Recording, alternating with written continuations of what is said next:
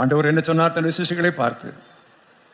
நான் இருட்டிலே உங்களுக்கு சொல்லுகிறதை, நோட்டில் எழுதி வைங்கன்னு சொல்லுத, இருட்டிலே நான் உங்களுக்கு சொல்லுகிறதை கூரையிலே நின்று நீங்கள் பறைசாற்றுங்க. What I tell you in the dark, shout it aloud from the housetops.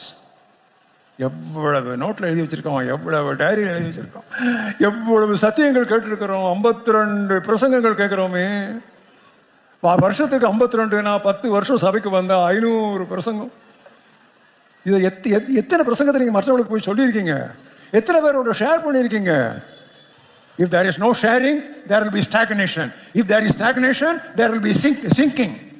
பகிர்ந்து கொள்ளாவிட்டால் தேக்கம் உண்டாகும். தேக்கம் உண்டானால் நாற்றம் உண்டாகும்.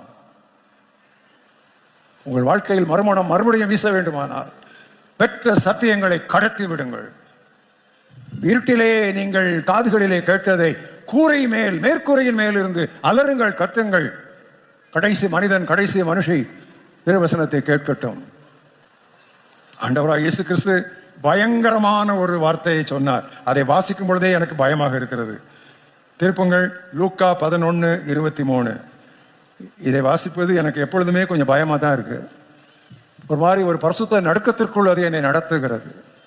லூக்கா 11:23. என்னோடு இராதவன் எனக்கு விரோதியாயிருக்கிறான், என்னோடு சேர்க்காதவன் சிதறடிக்கிறான். He who is not with me is against me, and who he does not gather with me scatters away from me.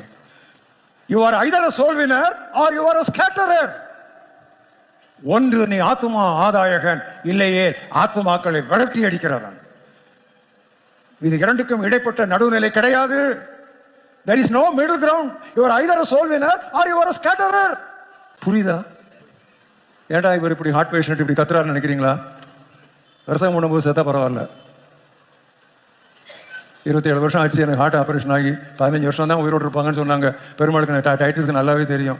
27 வருஷம் ஓடுது, வண்டி ஓடுது. இன்னும் கத்த வேண்டியதெல்லாம் கத்திட்டு தன்னால போயிடும். அது போக வேண்டிய நேரத்தில் போயிடும். அது வரைக்கும் இந்த சத்தம் இருக்கும். என்னோடு சேர்க்காதவன் சிதறடிக்கிறான். நீ சோல்வின் பண்ணலன்னா you are driving away people from Christ. இது வந்து மிடில் கிரவுண்ட் கிடையாதுன்னு யார் சொன்னது? ஆண்டவர் சொன்னார்.